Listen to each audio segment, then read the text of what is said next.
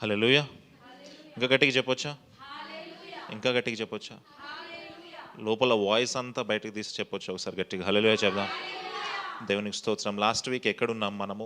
కొత్తగా వచ్చిన వాళ్ళకి ఇండక్షన్ ఏంటి అంటే, every Sunday we teach acts of apostles, అపోస్తల కార్యంలో మనం నేర్చుకుంటాం ప్రతి Sunday.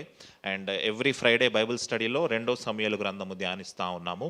So verse by verse teaching ఉంటుంది. ఇండక్టివ్ మెథడాలజీలో ప్రతి ఒక్క వర్డ్ని డైసెక్షన్ చేస్తూ, ప్రతి ఒక్క వర్స్ని మనం డైసెక్షన్ చేస్తూ టీచింగ్ మెథడాలజీలో మనం మాట్లాడుకుంటాం. సో బైబిల్స్ తెచ్చుకొని వాళ్ళు ఫోన్ కూడా చూడొచ్చు. బైబిల్స్ ఉన్న వాళ్ళు బైబిల్స్ ఓపెన్ చేయండి. లాస్ట్ వీక్ ఎక్కడున్నాం ఏమన్నా గుర్తుందా ఎవరికైనా? లాస్ట్ వీక్ పౌలు గారిని అరెస్ట్ చేస్తారు కదా, పౌలు గారిని శిలని అరెస్ట్ చేస్తారు. అరెస్ట్ చేసి జైల్లో వేసినప్పుడు అది ఏ ప్రాంతంలో ఉన్నాం గుర్తుందా? ఒకసారి అపోస్తుల కార్యములు 16వ అధ్యాయం 11వ వచనంలోకి వద్దాం. ఈలోపు మ్యాప్ కూడా డిస్ప్లే చేస్తారు. అపోస్తుల కార్యములు 16వ అధ్యాయము 11వ వచనము చూద్దామా? కాబట్టి మేము త్రోయను విడిచి ఓడ ఎక్కి సముద్రకేకును మరునాడు నెయపోలికిని అక్కడ నుండి ఫిలిప్పికిని వచ్చి తిని. ఎక్కడున్నారు ఇప్పుడు? ఫిలిప్పి అనండి, గట్టిగానండి, ఇంకొంచెం గట్టిగానండి. ఫిలిప్పి అనే ప్రాంతంలో ఉన్నారు. ఒకసారి మ్యాప్ చూద్దాము, మ్యాప్ డిస్ప్లే అవుతుంది. ఇప్పుడు ఫిలిప్పి అనే ప్రాంతంలో పౌలు గారిని శిల గారిని అరెస్ట్ చేసిన తర్వాత, అక్కడ అరెస్ట్ అయిపోయిన తర్వాత అక్కడ వాళ్ళు ఆరాధించిన తర్వాత, ఆ జైల్లో వారు ఆరాధించిన తర్వాత, అక్కడ భూకంపం వచ్చిన తర్వాత ఆ జైలు యొక్క గోడలు లేదా జైలు యొక్క గోడలు అన్నీ బద్దలైపోయిన తర్వాత ఆ జైలు యొక్క అధికారి వచ్చి ఆయన అక్కడ స్తుతించి రక్షణ పొందినట్టుగా మనం చూస్తాం. ఈ సిరీస్ అంతా కూడా ఫిలిప్పి ప్రాంతంలో జరుగుతుంది. ఎక్కడ జరుగుతుంది? ఫిలిప్పి ప్రాంతంలో జరుగుతుంది. ఇప్పుడు పౌలు గారు ఫిలిప్పి నుంచి ఇంకొక ప్రాంతానికి వెళ్తూ ఉన్నారు. ఫిలిప్పి నుంచి ఇంకొక ప్రాంతానికి వెళ్తూ ఉన్నారు. ఆ మ్యాప్లో చూసే ప్రయత్నం చేద్దాం. ఆ ప్రాంతం ఏంటి అనేది 17వ అధ్యాయం 1వ వచనంలోకి వద్దాం ఒకసారి. 17వ అధ్యాయం 1వ వచనంలోకి వద్దాం ఒకసారి. 17వ అధ్యాయం 1వ వచనం చదవండి. అందరు కలిసి చదువుతారా? వారు అంఫిపోలి అపోలోనియా పట్టణముల మీదుగా వెళ్ళి తెసలోనియకు వచ్చిరి. ఎక్కడికి వచ్చిరి? ఓకే, ఎక్కడి నుంచి ఎక్కడికి వచ్చారు? 16వ అధ్యాయంలో ఎక్కడున్నారు వాళ్ళు? గట్టిగా చెప్పండి. ఇప్పుడు ఎక్కడికి వచ్చారు? తెసలోనికకు వచ్చారు. మీరు జాగ్రత్తగా చదివితే అంఫిపోలి అపోలోనియా పట్టణముల మీదుగా. ఫర్ ఎగ్జాంపుల్ మనం హైదరాబాద్ నుంచి విజయవాడ వెళ్ళాలంటే సూర్యాపేట దాటుకొని వెళ్తాం కదా, అట్లాగా వాళ్ళు అంఫిపోలి ఫిలిప్పీల పట్టణముల మీదుగా. 16వ అధ్యాయంలో ఎక్కడున్నారు? ఫిలిప్పి అనండి. ఇప్పుడు ఎక్కడి నుంచి ట్రావెల్ చేస్తున్నారు? యాంఫిపోలిస్ అపోలినియా నుంచి ఎక్కడికి ట్రావెల్ చేస్తున్నారు? తెసలోనిక సంఘానికి ట్రావెల్ చేస్తున్నారు. తెసలోనిక సంఘానికి ఆయన ఒక ఉత్తరం రాశారు. ఒకటి రాశారా, 2 రాశారా? 2 ఉత్తరాలు రాశారు, గుర్తుంది కదా. అయితే తెసలోనిక సంఘానికి ప్రాముఖ్యత ఏంటయ్యా అంటే, it is important city in the region of Greece. Greece పట్టణాలలో తెసలోనిక అనేది చాలా ఇంపార్టెంట్ సిటీ, చాలా ప్రాముఖ్యమైన పట్టణము. ఆ రోజుల్లోనే అక్కడ 2 లక్షల జనాభా ఉండేది. ఎంత? గట్టిగా చెప్పాలి. అయితే ఈ ఫిలిప్పి ప్రాంతానికి తెసలోనిక ప్రాంతానికి దూరం ఎంత అంటే 100 మైల్స్.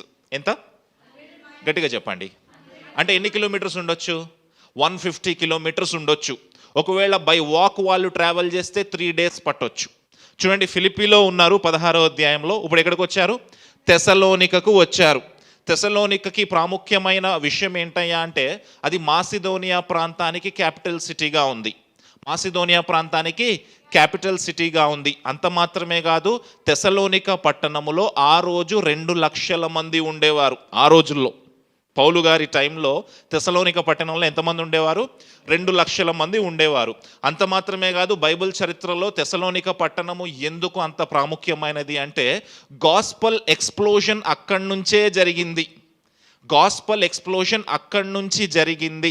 పౌలు గారు తెసలోనిక పట్టణాన్ని ఎందుకు ప్రాముఖ్యంగా తీసుకున్నారు అంటే, ఆ పాయింట్ నుంచి గాస్పల్ ఎక్స్ప్లోజన్ జరిగింది, ఇంకా అనేక ప్రాంతాలకు విస్తరించింది. ఈ విషయాన్ని పౌలు గారు స్వయంగా తెసలోనిక పత్రికలో రాశారు. తెసలోనియలకు రాసిన మొదటి పత్రిక 1వ అధ్యాయం 6వ వచనంలోకి వెళ్దాం. తెసలోనికలకు రాసిన మొదటి పత్రిక 1వ అధ్యాయం 6వ వచనంలోకి వెళ్దాం. పరిశుద్ధాత్మ వలన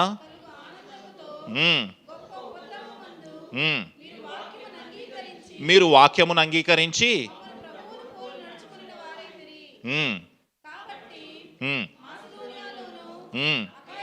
అకయలోను విశ్వాసులందరికీ మాదిరి అయితిరి. ఎవరంట? తెస్సలోనిక సంఘానికి రాస్తున్నాడు. తెస్సలోనిక సంఘంతో ఏమంటున్నాడు తెలుసా? ఫస్ట్ మాట మళ్ళీ ఒకసారి చదవండి 6వ వచనంలో.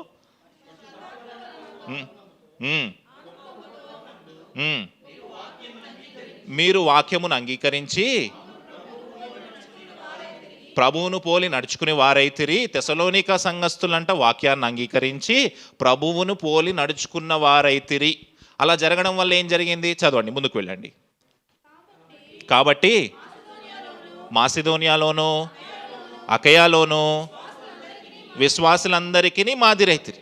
వీళ్ళు వాక్యం విని ప్రభువును అంగీకరించి మాదిరిగా జీవించడం మాత్రమే కాదు, మిగతా పట్టణాలకు కూడా మాదిరిగా ఉన్నారు. వాళ్ళ ఏరియాకు మాత్రమే కాదు, మిగతా పట్టణాలకు కూడా మాదిరిగా ఉన్నారు. తర్వాత వచనం చదువుదాం. ఎందుకనగా మీ యొద్ద నుండి ప్రభు వాక్యము మాసిదోనియాలోను అకయాలోను మ్రోగెను. ఏంటంట? మ్రోగిందంట వాక్యము. జాగ్రత్త వినండి. ఏమంటాడు తెలుసా? మీ వలన మీరు ప్రభువుని వాక్యము అంగీకరించి రక్షించబడటము వలన వాక్యం అంట మ్రోగింది అంట.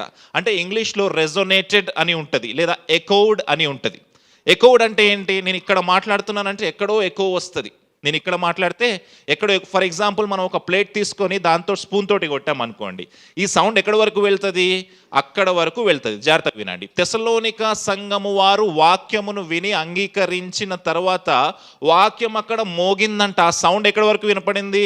మాసిదోనియా వరకు, వేరే ప్రాంతం వరకు మ్రోగింది. ఇప్పుడు మన ప్రశ్న ఏంటి అంటే, ఇక్కడ మన వావ్ చర్చ్ ఉంది కదా, ఈ వావ్ చర్చ్లో మ్రోగుతున్న వాక్యము రెజొనేట్ అవుతుందా? చూడండి, తెస్సలోనిక పట్టణంలో అక్కడ మొదలైన వాక్యము మిగతా పట్టణాలకి మారుమ్రోగిందంట. నేను చాలా బలంగా ఒక మాట చెప్పగలను. ఆదిత్య ఎన్క్లేవ్లో JNTU క్యాంపస్ వెనకాల స్టార్ట్ చేసినప్పుడు మనం ఒక్కళ్ళమే, నేను, అక్క, ఆదిత్య అన్న, సల్మా. ఎంతమంది టోటల్గా? నలుగురితో స్టార్ట్ చేసాం. అక్కడ స్టార్ట్ చేసిన పరిచర్య ఎక్కడి వరకు రెజొనేట్ అయింది? ఈరోజు 2 రాష్ట్రాల్లో వావ్ చర్చ్ని అందరూ గుర్తుపట్టి మాట్లాడుతున్నారు. వాక్యము బలంగా చెప్తుంది అని సాక్ష్యం చెప్తున్నారు. హల్లెలూయా.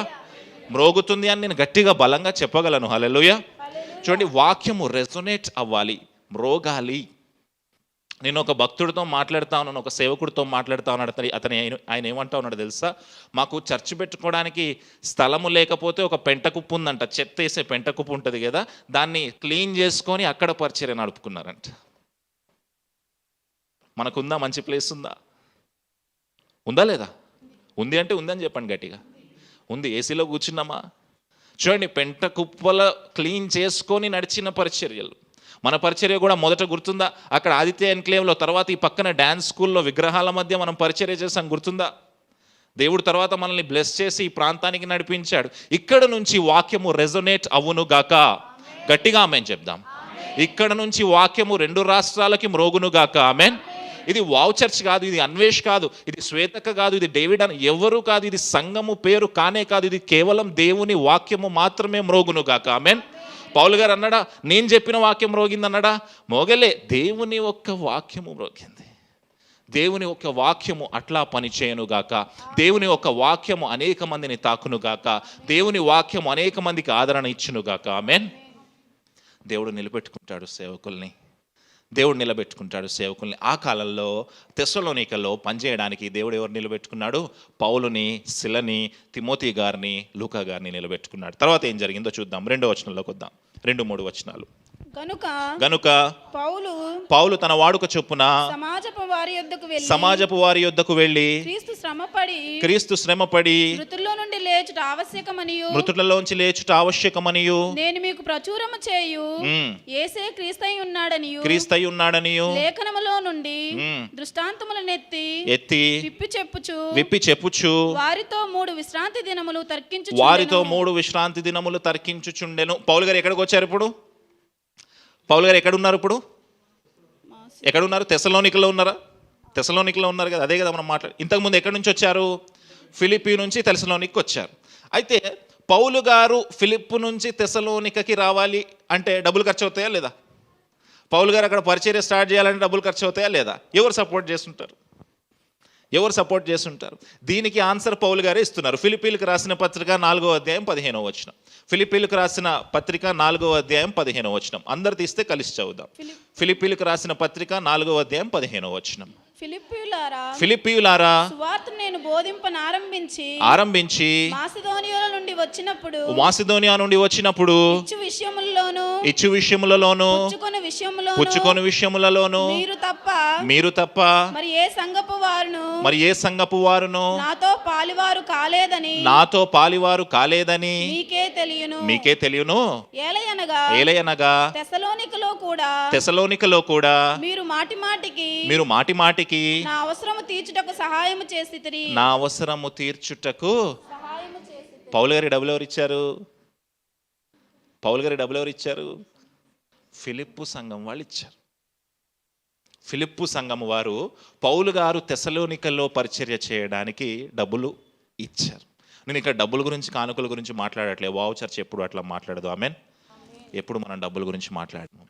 చూడండి, ఒక సంఘము యొక్క అవసరత ఇంకొక సంఘము తీర్చింది. ఒక పరిచర్య యొక్క అవసరత ఇంకొక పరిచర్య తీర్చింది. పౌలు గారు తెసలోనిక సంఘములోనికి వెళ్ళి వాక్య పరిచర్య చేయాలి. ఆయనకు ఉండాల్సిన అవసరతలు ఏవైతే కావాలో ఆ అవసరతలన్నీ కూడా ఫిలిప్పు సంఘము తీర్చింది. ఫిలిప్పు సంఘం వారు ఇట్లా అనలే, మా డినామినేషన్ వేరు మీ డినామినేషన్ వేరు అనలే, మా చర్చ్ వేరు మీ చర్చ్ వేరు అనలే, మా క్యాస్ట్ వేరు మీ క్యాస్ట్ వేరు అనలే, మీరు వేరు మేము వేరు అనలే, మీ ఊరు వేరు మా ఊరు వేరు అనలే. కానీ ఫిలిప్పు సంఘం వారు ఏం చేశారంట? డబ్బులన్నీ పోగు చేసి పౌలు గారికి ఇచ్చి నువ్వు అక్కడికి వెళ్ళి పరిచర్య చేయని వాళ్ళు మిషనరీని పంపించారంట. గుర్తుందా మీకు? లాస్ట్ ఇయర్ నేను చెప్పాను, 12 చోట్లకి దేవుడు మిషనరీ పరిచర్యకు వెళ్ళమన్నాడు. 8 చోట్లకు నేను మిషనరీ పరిచర్యకు వెళ్ళాను.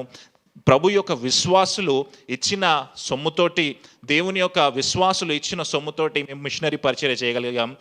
మణిపూర్ రాష్ట్రంలో కూడా మిలిటెంట్ల మధ్య అద్భుతమైన మిషనరీ పరిచర్య చేయగలిగాం. హల్లెలూయా. ఎవరిచ్చిన మనీతోటి? నా డబ్బులు కాదు, గుర్తుపెట్టుకోవాలి, నా డబ్బులు కాదు, అక్క డబ్బులు కాదు. విశ్వాసులు కష్టపడి ఇచ్చిన డబ్బులతోటి వెళ్ళి మిషనరీ పరిచర్య చేస్తాం. ఆ రోజు కూడా పౌలు గారు విశ్వాసులు కష్టపడి ఇచ్చిన డబ్బులతోటి BMW కారు కొనుక్కోలే, పెద్ద పెద్ద విల్లాలు కొనుక్కోలే, మ్యాన్షన్లు కొనుక్కోలే, తీసుకెళ్ళి పరిచర్యలో వాడాడు. విలాసవంతమైన జీవితం గడపలేదు, తీసుకెళ్ళి ఏం చేశాడు? పరిచర్యలో వాడాడు. సంఘము యొక్క అవసరత, సంఘము యొక్క ప్రాముఖ్యమైన ప్రిన్సిపల్ ఏంటయ్యా అంటే సంఘము ఇచ్చేదిగా ఉండాలి. ఎప్పుడు సంఘము అవుట్ గోయింగ్గా ఉండాలి, ఇన్కమింగ్గా ఉండకూడదు. ఈరోజు భ్రష్టత్వమైన పరిస్థితి ఏంటయ్యా అంటే సంఘాలు ఇన్కమింగ్ ఇవ్వండి ఇవ్వండి ఇవ్వండి. నో, వావ్ చర్చ్ అలా ఉండదు. ఆమెన్. వావ్ చర్చ్ ఇచ్చేదిగా ఉంటుంది. ఆమెన్. అందుకే మాసిదోనియా సంఘాలతో పౌలు గారు ఏమంటాడు తెలుసా? మీరు పేదవారైనప్పటికీ ఇంకా పేద సంఘాలని పోషించారు. పేదోడు ఇంకో పేదోడిని పోషించగలడా? తిండి లేనివాడు ఇంకో తిండి లేని వాడిని పోషించగలడా? చూడండి, మీరు పేదవారైనప్పటికీ ఇంకో పేదవారిని పోషించారు. చూడండి, ఇలాంటి గొప్ప సాక్ష్యము చెప్పగలను. గొప్ప గురించి చెప్పట్లేదు, దేవుని యొక్క విశ్వాస కార్యం గురించి చెప్తా ఉన్నాను. వావ్ సంఘము ఇచ్చే సంఘముగా ఉంది. హల్లెలూయా. అలా ఇచ్చును గాక చివరి వరకు. హల్లెలూయా. ఆమేన్ చెప్దామా గట్టిగా? చూడండి, విశ్వాసులే యొక్క పరిచర్య కోసం ఫిలిప్పీయులు ఏం చేశారంట? ఆ మనీని తీసుకొని వెళ్ళి అక్కడ తెసలోనికలో పరిచర్య చేయడం కోసం ఇచ్చారంట. దాన్ని గొప్ప విశ్వాస కార్యం చేయడానికి పౌలు గారు అక్కడికి వెళ్ళారు. పౌలు గారు ఎప్పుడు మోడస్ ఆపరేండి ఏంటి తెలుసా? ఆయన ఆపరేషన్ ఎట్లుంటుంది తెలుసా? ఫస్ట్ ఎక్కడికి వెళ్తాడు ఆయన? ఫస్ట్ ఎక్కడికి వెళ్తాడు? ఏదైనా ప్రాంతానికి వెళ్ళినప్పుడు ఫస్ట్ ఎక్కడికి వెళ్తాడు? గుర్తుందా? ఎక్కడికి వెళ్తాడు? సమాజ మందిరంలోకి వెళ్తాడు. ఫస్ట్ ఆయన మోడస్ ఆపరేషన్ ఏంటి అంటే యూదులు ఎక్కడెక్కడ ఉన్నారో వెతుక్కుంటాడు. సమాజ మందిరంలోకి వెళ్తాడు. వెళ్ళి వాళ్ళ బుక్స్ ఓపెన్ చేసి, మీరు మెస్సయ్య గురించి ఎతుకుతున్నారు కదా, ఈ మెస్సయ్య ఎవరో తెలుసా? ఆయనే యేసుక్రీస్తు అని పరిచర్య చేస్తాడు. పౌలు గారి మోడస్ ఆపరేండి ఏంటంటే ఫస్ట్ సమాజ మందిరంలోకి వెళ్ళి యూదులు ఎక్కడెక్కడ ఉన్నారో చూసి వాళ్ళ దగ్గర వాళ్ళ బుక్స్ ఓపెన్ చేసి, మీరు మెస్సయ్యను వెతుకుతున్నారు కదా, ఆ మెస్సయ్య యేసుక్రీస్తే అని ప్రకటన చేస్తాడు. అది ఒక స్టైల్ ఆఫ్ ప్రీచింగ్. ఇంకొక స్టైల్ ఆఫ్ ప్రీచింగ్ ఉంది. 14వ అధ్యాయంలోకి వద్దాం. 14వ అధ్యాయం 15వ వచనంలోకి వద్దాం. ఫస్ట్ యూదులతో పరిచర్య చేసేటప్పుడు సమాజ మందిరంలోకి వెళ్ళి పరిచర్య చేస్తాడు. ఇక్కడ అన్యులకు పరిచర్య చేస్తున్నాడు. ఎట్లా పరిచర్య చేస్తున్నాడో చూడండి. 15వ వచనం. అయ్యలారా, మీరెందుకు ఇలాగు చేయుచున్నారు? మేము కూడా మీ స్వభావం వంటి స్వభావము గల నరులమే. మీరు ఈ వ్యర్థమైన వాటిని విడిచిపెట్టి ఆకాశమును, భూమిని, సముద్రమును, వాటిలో ఉండు సమస్తమును సృజించిన జీవము గల దేవుని వైపు మీకు సువార్త ప్రకటించుచున్నాము. పౌలు గారు ఏమంటున్నాడు అక్కడ? ఫస్ట్ యూదుల దగ్గరికి వెళ్ళినప్పుడు ఏమన్నాడు? మీ యూదుల పత్రికల్లో ఇవి ఉన్నాయి, మీ సమాజ మందిర పుస్తకాల్లో ఇవి ఉన్నాయి, మీరు వెతుకుతున్న మెస్సయ్య ఇతనే అన్నాడు. ఇచ్చుడండి జాగ్రత్త వినండి. వీళ్ళు యూదులు అనుకుందాం. వీళ్ళని కలుసుకోవాలంటే నేను ఎక్కడికి వెళ్తాను? సమాజ మందిరంలోకి వెళ్ళి వాళ్ళ బుక్స్ చూపించి వాళ్ళతోటే మాట్లాడతాను. అన్యులు అనుకోండి, మీరు మీ అన్యుల దగ్గరికి వచ్చేటప్పుడు ఏమంటున్నాడు? ఏమైనా మాట్లాడుతున్నాడు అక్కడ? గొప్ప గొప్ప విషయాలు చెప్తున్నాడు. ఏం చెప్పట్లే. భూమిని సృజించిన వాడు, మీరు అనుకుంటున్నారేమో మీ దేవుడు భూమిని సృజించాడని. కాదు, నా దేవుడు సృజించాడు. ఈ నేచర్ని సృజించిన వాడు. అక్కడ పెద్ద పెద్ద విషయాలు ఏమన్నా చెప్తున్నాడా? గొప్ప వాక్యం ఏమన్నా చెప్తున్నాడా? బైబిల్ తీసి బోధిస్తున్నాడా? ఏం చేయట్లేదు. వాళ్ళకు అర్థమయ్యే భాషల్లో చెప్తున్నాడు. పౌలు గారి మోడస్ ఆపరేషన్ ఏంటయ్యా అంటే, ఏ ప్రాంతానికి వెళ్తాడో అక్కడ ప్రజలు ఎలా ఉంటారో, వాళ్ళ పరిస్థితులు ఎట్లా ఉంటాయో, వాళ్ళు చదువుకున్న వాళ్ళ, చదువు లేని వాళ్ళ, డబ్బున్న వాళ్ళ, డబ్బు లేని వాళ్ళ, విద్యావంతుల, విద్య లేని వాళ్ళ, ఆ ఆడియన్స్ని చూసి ఆ ఆడియన్స్ ప్రకారం ఆయన మాట్లాడతాడు. యూదుల దగ్గరికి వెళ్ళినప్పుడు యూదుల్లాగా, అన్యుల దగ్గరికి వెళ్ళినప్పుడు అన్యుల్లాగా. లాస్ట్ వీక్ మనం చెప్పుకున్నాం కదా, నేను యూదులకు యూదుడనైతే, ధర్మశాస్త్రము బోధించే వారికి నేను ధర్మశాస్త్రం అయితే నేను పాటించట్లేదు, కానీ ధర్మశాస్త్రం బోధించే వారికి ధర్మశాస్త్రంలాగా సమాధానం చెప్పాను. అన్యులకు అన్యుల్లాగా చెప్పాను, పురుషులకి పురుషుల్లాగా చెప్పాను, స్త్రీలకి స్త్రీలలాగా చెప్పాను, చదువుకున్న వాళ్ళకి చదువుకునే వాళ్ళలాగా చెప్పాను. సువార్త ఆయనకి ఎట్లా చెప్పాలో ఒక క్లారిటీ ఉంది. చూడండి, ఇక్కడ తెస్సలోనికే పత్రికలో 17వ అధ్యాయంలో తెస్సలోనికే సంఘానికి ఎట్లా చెప్తున్నాడు? యూదుల దగ్గరికి వెళ్తున్నాడు. 2వ వచనం చదువుదాం ఒకసారి మళ్ళీ. గనుక పౌలు తన వాడుక చొప్పున సమాజపు వారి యొద్దకు వెళ్ళి, క్రీస్తు శ్రమపడి మృతులలో లేచుట ఆవశ్యకమనియు, నేను నీకు ప్రచురము చేయు యేసే క్రీస్తయి ఉన్నాడని లేఖంలో నుండి దృష్టాంతములను ఎత్తి విప్పుచు వారితో 3 విశ్రాంతి దినములు తర్కిస్తున్నాడే. డిబేట్ చేస్తున్నాడు. తర్కించడం అంటే ఏంటి?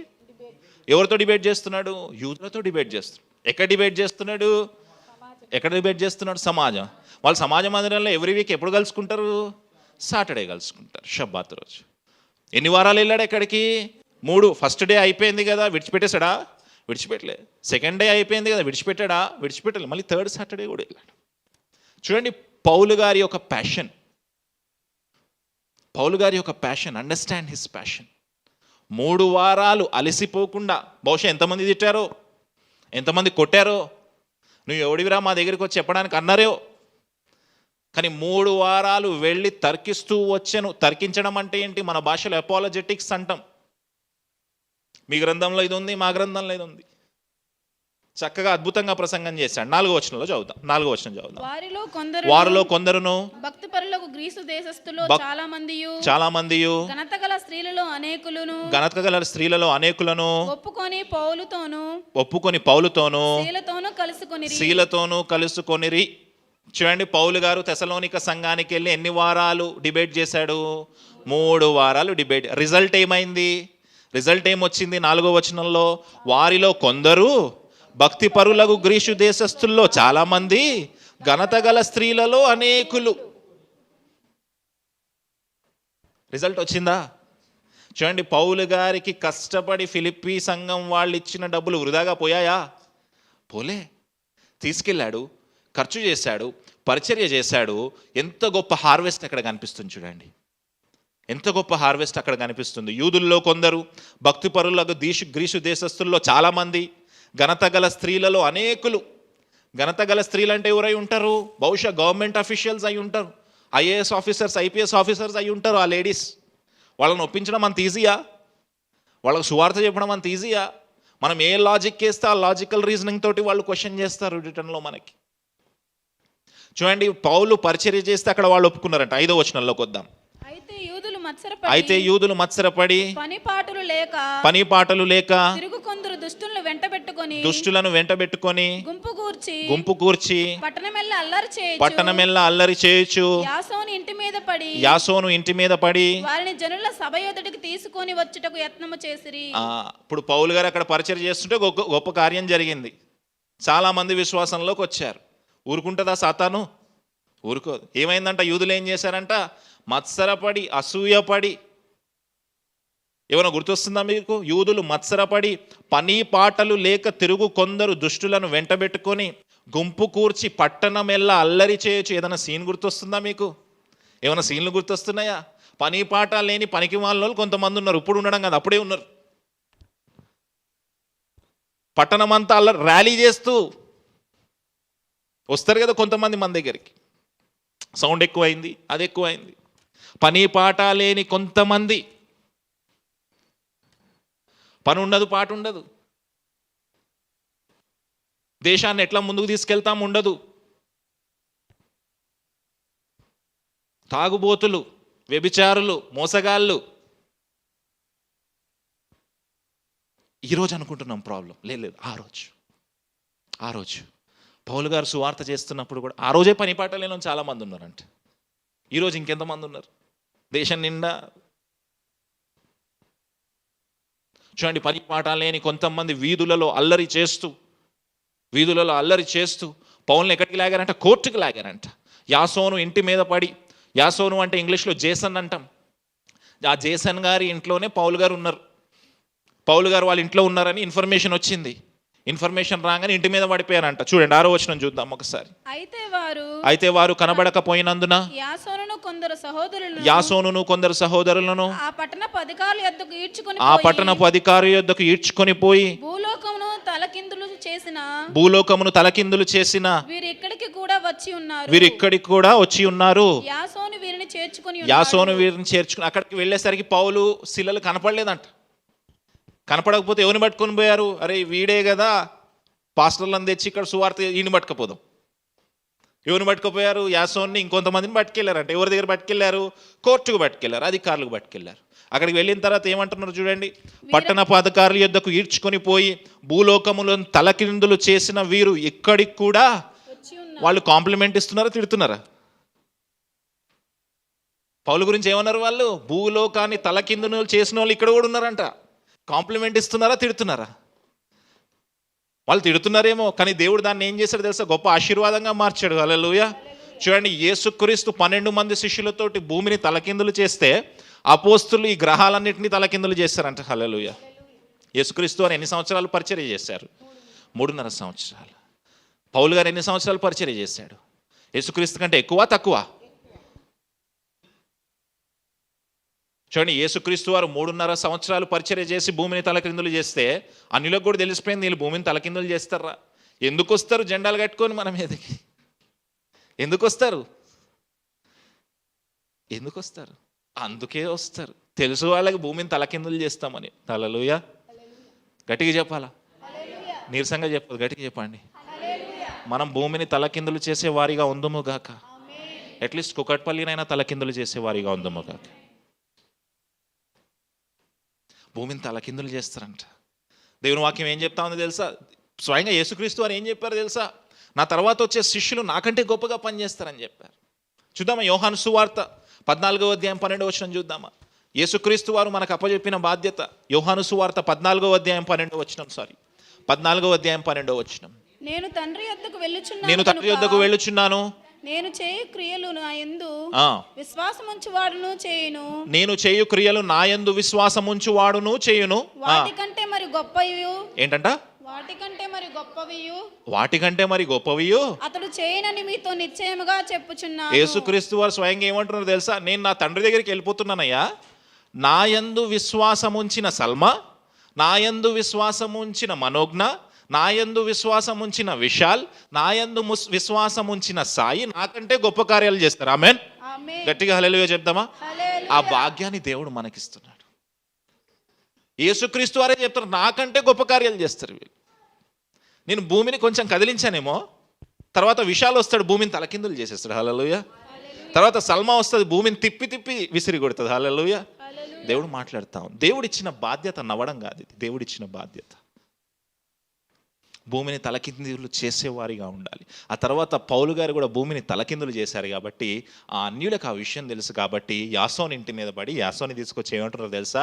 భూమిని తలకిందులు చేసేవాళ్ళు వీళ్ళే, భూమిని తలకిందులు చేసేవాళ్ళు వీళ్ళే. ఈరోజు క్రైస్తవుడు నిలబడితే ఎందుకు భయం తెలుసా? తాగుబోతులు మందు మానేస్తారు. మీకు చెప్పానా లాస్ట్ వీక్ ఒక పరిచర్య గురించి చెప్పినట్టున్నాను కదా. ఎందుకు పాస్టర్ గారిని తిడతా ఉన్నాడు? వాళ్ళ ఫ్రెండ్ తాగడం మానేశాడంట. డ్రింకింగ్ పార్ట్నర్ పోయాడు, వీడికి కోపం వచ్చింది, పాస్టర్ గారిని తిడుతున్నాడు రోజు. తాగుబోతులు మారుదురు గాక. హల్లెలూయా. వ్యభిచారులు మారుదురు గాక. మోసాలు చేసేవారు మారుదురు గాక. నీరసంగా ఆమని గట్టిగా చెప్పండి. అట్టి భాగ్యము దేవుడు మనకిచ్చాడు, భూమిని తలకిందులు చేసే భాగ్యం. మన సమస్య ఏంటంటే మన ఇంటి పక్కన మనుషులు కూడా తలకిందులు చేయలేం. మన సమస్య ఏంటంటే మన వీధి పక్కన ఉన్న వాళ్ళని కూడా మనం తలకిందులు చేయలేకపోతాం. చూడండి, పౌలు గురించి గొప్ప సాక్ష్యం, భూమిని తలకిందులు. ఎవరు చెప్తున్నారు ఆ సాక్ష్యము? క్రైస్తవులు చెప్తున్నారా? అన్యులు చెప్తున్నారు.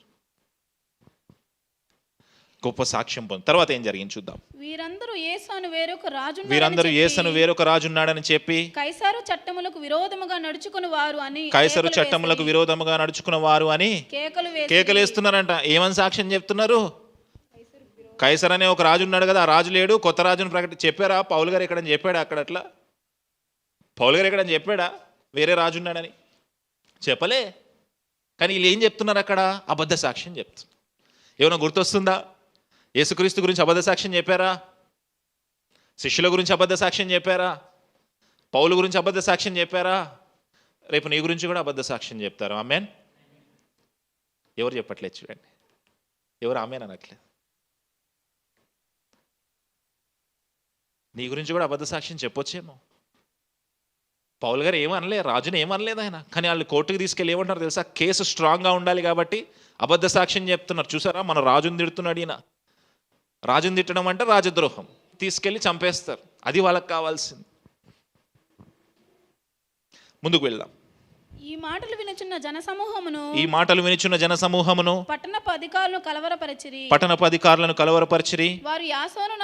వారు యాసోను నొద్దకు మిగిలిన వారి యొద్దకును జామీను తీసుకొని వారిని విడుదల చేసిరి. కోర్టులోకి వెళ్ళింది మ్యాటర్.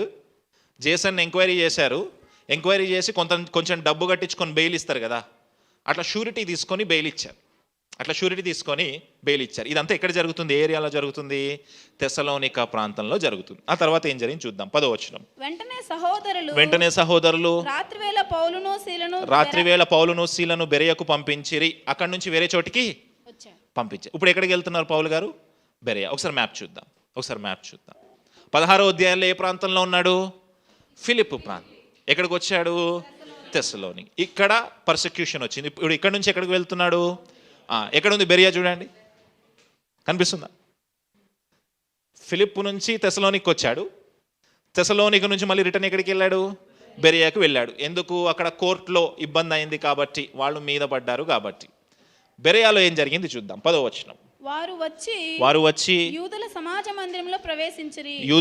మందిరంలో ప్రవేశించిరి. గుర్తుందా? చెప్పానా? పౌలు గారు ఫస్ట్ ఎక్కడికి వెళ్తాడు? ఎక్కడికి వెళ్ళినా సమాజ మందిరంలోకి వెళ్తాడు. మళ్ళీ అలాగే వెళ్ళాడు. వీరు తెస్సలోనికలో ఉన్న వారి కంటే గనులై ఉండిరి గనుక ఆసక్తితో వాక్యమును అంగీకరించి పౌలును సీలయు చెప్పిన సంగతులు అలాగున్నవో లేవో అని ప్రతిదినమును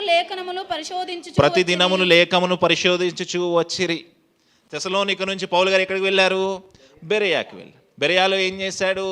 సమాజ మందిరంలోకి వెళ్ళి వాక్యం చెప్పాడు. అద్భుతమైన విషయం ఏంటయ్యా అంటే, వాళ్ళు తెస్సలోనికలో ఉన్న వారి కంటే గనులంట. వాళ్ళు తెస్సలోనికలో ఉన్న విశ్వాసుల కంటే గొప్ప విశ్వాసులు. ఎందుకు ఆ సాక్ష్యం వచ్చింది వాళ్ళకి? ప్రతిసారి పౌలు చెప్పిన వాక్యము కరెక్టో కాదో ఇంటికెళ్ళి చెక్ చేస్తున్నారంట బైబిల్లో. ఒకసారి లాస్ట్ వీక్ నేను చెప్పిన వాక్యం ఏంటో చెప్పండి. టైటిల్ అడగలే నేను, వాక్యం అడిగి. చూడండి ఎంత గట్టిగా వచ్చింది వాయిస్. లాస్ట్ ఫ్రైడే చెప్పిన వాక్యం ఏంటి? ఇంటికెళ్ళి చెక్ చేశారా? అన్వేషణ కరెక్ట్గా చెప్తున్నాడా లేదా చెక్ చేశామా? అంటే ఇప్పుడు మీరు బెరియా సంఘస్థుల కంటే గనులుగా ఉన్నారా, ఘనవిహీనులుగా ఉన్నారా? ఒప్పుకోండి ఏదన్నా ఉంటే.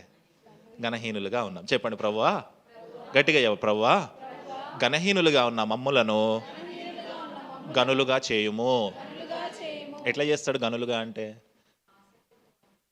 ఏం చేశారంట వాళ్ళు? ఆసక్తితో వాక్యమును అంగీకరించి పౌలును సిలయు చెప్పిన సంగతులు అలాగున్నవో లేవో ప్రతిదినము లేఖనములను పరిశోధించుచుండిరి. రోజు ఎంతమంది వాక్యం చదువుతున్నారు? చేయొద్దండి ఒక్కసారి. రోజు ఎంతమంది వాక్యం చదువుతున్నారు? చేయొద్దండి. ఏమైంది? యేసుకుమార్ రోజు చదివేవాడిగా చేయెత్తట్లేదు. బాయ్స్లో ఎవరెత్తలేదు? గనులుగా ఉన్నామా, ఘన విహీనులుగా ఉన్నామా? చూడండి, బెరియా సంఘస్థులు పౌలు గారు చెప్పిన ఆ రోజుల్లోనే గొప్ప ఇవాంజలిస్ట్ ఆయన. అంత గొప్ప స్పీకర్ చెప్తేనే ఇంటికి వెళ్ళి ఈ పౌలు కరెక్ట్గా చెప్తున్నాడా లేదా అని చెక్ చేసుకున్నాడంట బైబిల్లో. ఎప్పుడు లాస్ట్ టైం ఆ వాక్యం సరిగ్గా ఉందో లేదో చెక్ చేశారు. మనకున్న ఒక మెంటల్ స్టేట్ ఏంటి తెలుసా? ఒక పెద్ద స్పీకర్ ఏం చెప్పినా అది నిజమని నమ్మేస్తాం. అవునా? అవునా? నమ్మేస్తాం కదా. ఒక పెద్ద స్పీకర్ అబద్ధం చెప్పినా అది నిజమని నమ్మేస్తాం. ఎప్పుడైనా బైబిల్లోకి వెళ్ళి చెక్ చేసామా? అందుకే ఈ మధ్య కొంతమంది తయారయ్యారు. సునీత లేగు, రెడ్ డ్రెస్ వేసుకుంది, సునీత పైకి లేగు. ముగ్గురు లేచారు ఆయన సునీతని పిలవగానే. ఇప్పుడు అందులో ఏ సునీత కావాలా? చెక్ చేసామా? బైబిల్లో ఉందా? బెరియా సంఘస్థుల వలె ఉందుముగాక. గట్టిగా చెప్పాలి.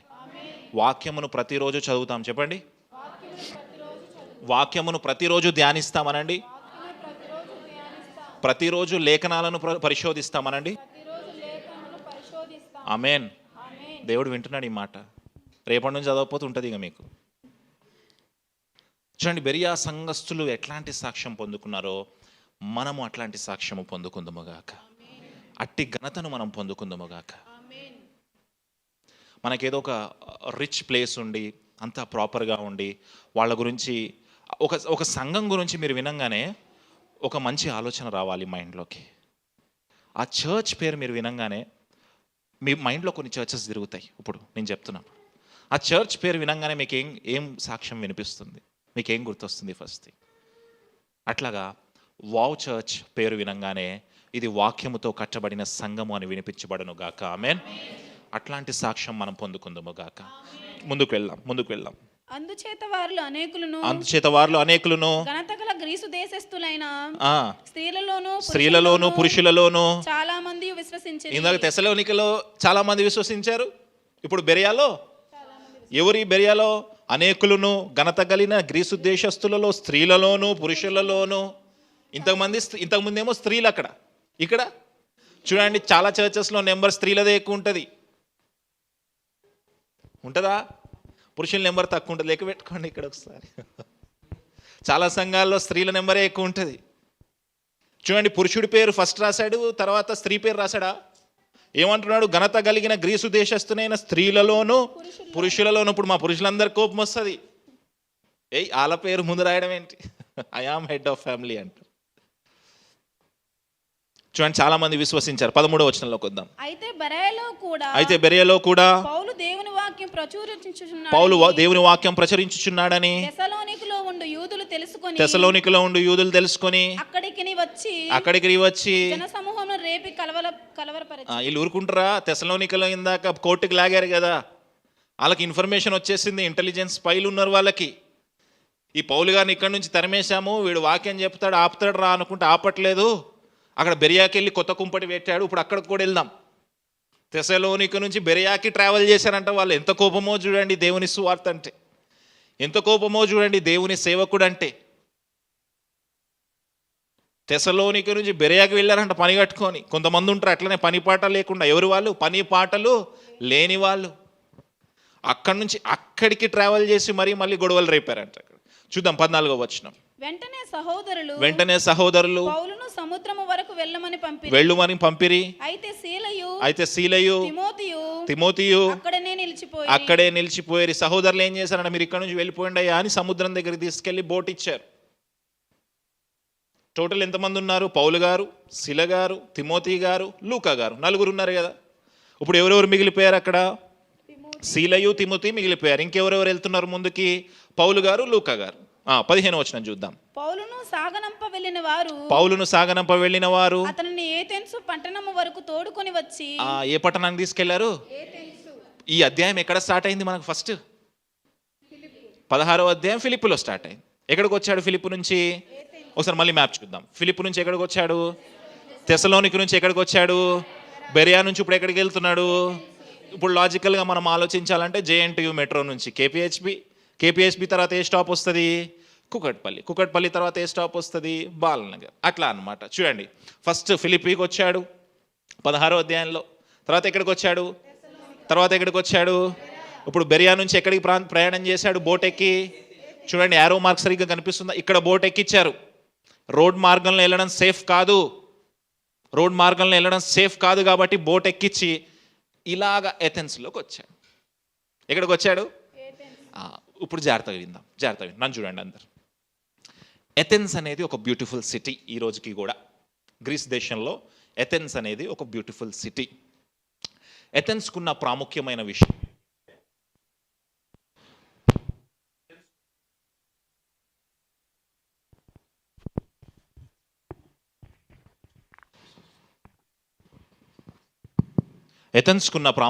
విషయం ఏంటి అంటే, అది ఒక బ్యూటిఫుల్ సిటీ మాత్రమే కాదు, ఎథెన్స్లో బాగా చదువుకున్న వాళ్ళు ఎక్కువ.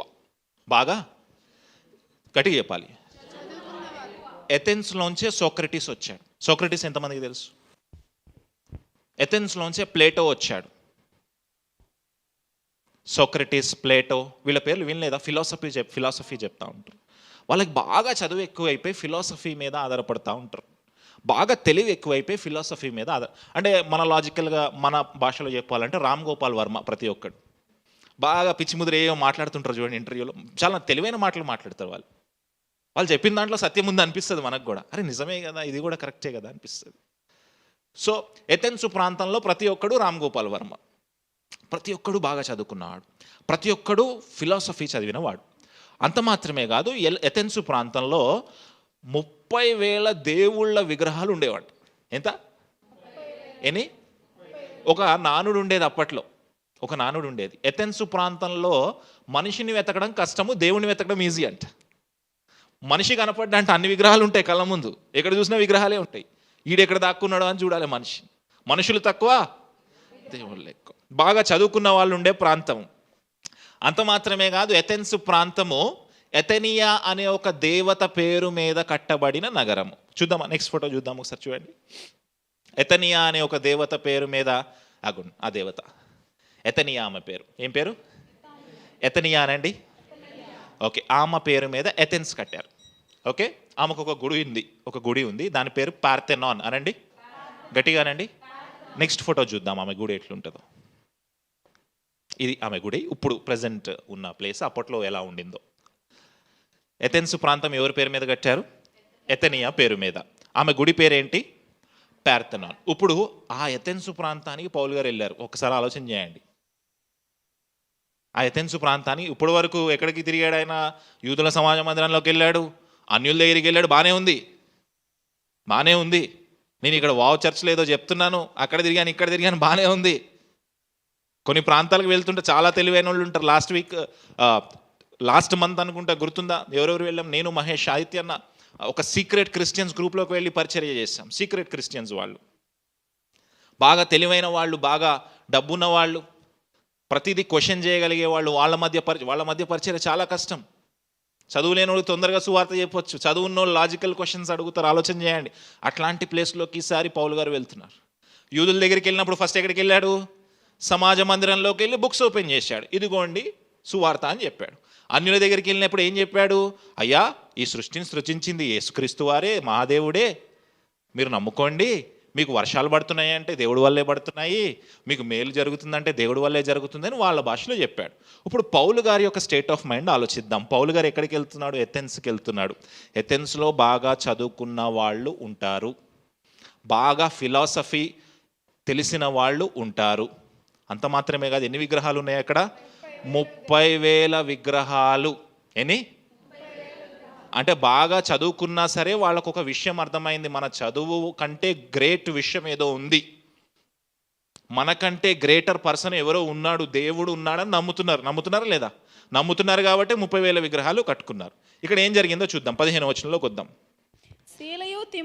సీలయు తిమోతియు సాధ్యమైనంత శీఘ్రముగా అతని యొద్దకు రావాలని ఆజ్ఞ పొంది బయలుదేరిపోయేరి. 16వ వచనం. పౌలు ఏథెన్స్ లో వారి కొరకు కనిపెట్టుకొని ఉండగా ఆ పట్టణం విగ్రహములతో నిండి ఉంటుట చూచినందున అతని ఆత్మ పరితాపం పట్టలేకపోయింది.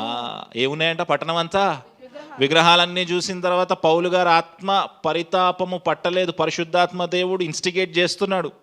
పౌలు గారి మైండ్లో కొడుతున్నాడు ఇట్లా, ఏంటి నువ్వేదో ఒకటి చేయాలి అంటున్నాడు. ఇప్పుడు పౌలు గారికి ప్లాన్ ఆఫ్ యాక్షన్ ఏంటో తెలియదు. ఇప్పటివరకు ఏం చేశాడు? సమాజ మందిరాలకి అన్యులకి ఏదో చెప్పాడు. ఇప్పుడు నేను ఎట్లా చెప్పాలయ్యా అని ఆయన మైండ్ స్టేబుల్గా లేదు. 17వ వచనంలోకి వెళ్దాం. కాబట్టి సమాజ మందిరములో యూదులతోనూ భక్తిపరులైన వారితోనూ ప్రతిదినమున సంత వీధిలో తన్ను కలుసుకొని వారితోనూ తర్కించుచు చూడండి, ఫస్ట్ అనుకున్నాడు ఇది చాలా ఎడ్యుకేటెడ్ ప్లేస్, ఇక్కడ మనం సువార్త చెప్పాలి కాబట్టి ఫస్ట్ మన ప్లాన్ ఆఫ్ యాక్షన్ ఏముంది? సమాజ మందిరాల దగ్గరికి వెళ్ళిపోదాం, ఆ తర్వాత ఏం జరుగుద్దో చూసుకుందాం అనుకున్నాడు. సమాజ మందిరంలో కొంతమందికి సువార్త చెప్పాడు. ఆ తర్వాత చూడండి, భక్తిపరులైన వారితో ప్రతిదినమున్న సంత వీధిలో తన్ను కలుసుకొనుటకు వచ్చిన వారితో తర్కించుచుండు. మార్కెట్ ప్లేస్లోకి వెళ్ళాడు. ఎక్కడికి వెళ్ళాడు? మార్కెట్ జరుగుతున్న చోటికి వెళ్ళాడు. వ్యాపారాలు జరుగుతున్న చోటికి వెళ్ళి ఆ మార్కెట్ మధ్యలో కూర్చొని అక్కడ ఆయన సువార్త చెప్తున్నాడా, తర్కిస్తున్నాడా? తర్కించడం అంటే ఏమని చెప్పాను? డిబేట్ చేస్తున్నాడు, డైలాగ్ చేస్తున్నాడు. డిబేట్ అంటే కొట్టుకోవడం కాదు. టీవీలో డిబేట్లు చేస్తుంటారు, ఒకడొకడు కొట్టుకొని వస్తుంటారు, నువ్వు అదంటారు, నువ్వు ఇదంటారు, ఏదేదో తిట్టుకుంటారు. తర్కించడము, డైలాగ్ అంటే సామరస్యంగా మాట్లాడుకోవడం. డైలాగ్ చేస్తున్నాడు, చక్కగా మాట్లాడుతున్నాడు, తర్కిస్తున్నాడు వాళ్ళతోటి. 18వ వచనం చూద్దాం. ఎపికూరియలలోను స్తోయికులోను ఉన్న కొందరు జ్ఞానులు అతనితో ఆ 2 గ్రూప్స్ కనిపిస్తున్నాయి. ఇంగ్లీష్లో ఎపిక్యూరియన్స్ అంటాం, స్టాయిక్స్ అంటాం. ఎపిక్యూరియలలోను స్తోయిలలోను. జాగ్రత్త వినండి, ఇటు చూడండి, నన్ను చూడండి. పౌలు గారు సంత వీధిలో మార్కెట్లో ఉండి మాట్లాడుతుంటే 2 గ్రూప్స్ వచ్చాయి ఆయన దగ్గరికి. మొదటి గ్రూప్ ఏంటంటే ఎపిక్యూరియన్స్ అనండి, స్టాయిక్స్ అనండి. ఈ 2 గ్రూప్స్ వచ్చి వాళ్ళు ఎవరంటే జ్ఞానవంతులు. అదే ఉందా మాట? చదవండి ఒకసారి, మళ్ళీ ఒకసారి చదవండి. ఎపిక్యూరియన్లోను స్తోయికులోను ఉన్న కొందరు జ్ఞానులు అతనితో వాదించిరి. ఏం చేశారు? అతనితోటి, పౌలుతో ఇప్పుడు ఈ ఎపిక్యూరియన్స్ ఎవరో చూద్దాం. నెక్స్ట్ ఫోటో చూద్దాం. ఈ ఎపిక్యూరియన్స్ ఎవరో చూద్దాం ఒక్కసారి.